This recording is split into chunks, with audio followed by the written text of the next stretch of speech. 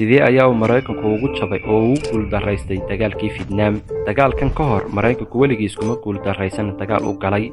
Si arrintan aynu fahanno waa inaynu dib ugu laabanaa bartamihii 1900-yadii xilligii Faransiiska laga saaray dhulkii uu gumaysan jiray ee Indochina. Markaas kadib Vietnam si degdeg ah ayay laba qaybood ugu kala jabtay. waqooyiga oo shuuci ah oo hogaaminayay Ho Chi Minh iyo koonfurta ka soo horjeeday shuuciyadda oo Maraykanku taageerayay. Maraykanku waxay doonayeen inay taageeraan koonfurta si shuuciyaddu aan xadidnaato oo aysan ugu fidin dalalka ku xeeran.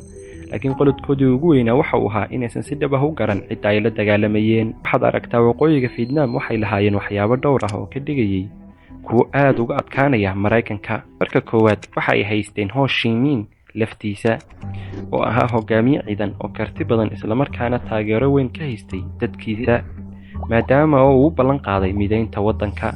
hagitaankiisa ayaana askarta waqooyiga Vietnam ku bilaabeen inay si qarsoodi ah ugu gudbaan koonfurta waddanka. marka labaadna askarta Viet Cong ma aysan u dhaqmin sida askar caadi ah.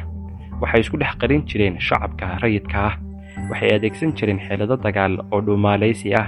waxayna sahay aan kala go' lahayn ka heli jireen marinka loo yaqaano Ho Chi Minh Trail. laakiin tan ugu muhiimsan waxay ahayd in reer waqooyigu lahaayeen niyad dagaal oo aad uga sarreysa isla markaana si weyn ugu hamuun qabeen inay u dagaalamaan midnimada Vietnam. dhanka kale koonfurta Vietnam waxay la kulantay guuldarrooyin isdaba joog ah iyadoo uu hoggaan musuqmaasuq ahi ka jiray. dahan waxay ku fashilmeen inay kasbadaan qulubta iyo kalsoonida dadkooda. xitaa ugu dambeynna waxay ku fashilmeen inay kasbadaan qulubta Maraykanka hoggaankii Vietnam ee waqooyigu.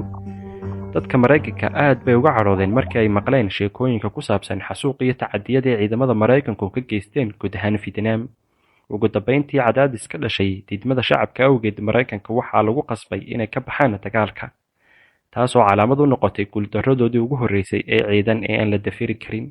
waxaana ugu dambeyn dowladda Maraykanka ay ku qasbanaatay inay ciidamadeeda kala baxdo Vietnam kadib markii lagu xasuuqay waddankaasi dhexdeeda oo ciidamada Vietnam ay aad ugu xasuuqeen godadka iyo buuraha Vietnam dhexdooda ciidamada Maraykanka. ogtahay inaad online dhaqaale ka samayn kartid kaliya inaad online lacag ka samaysid waxa ka xigta inaad xirfad baratid.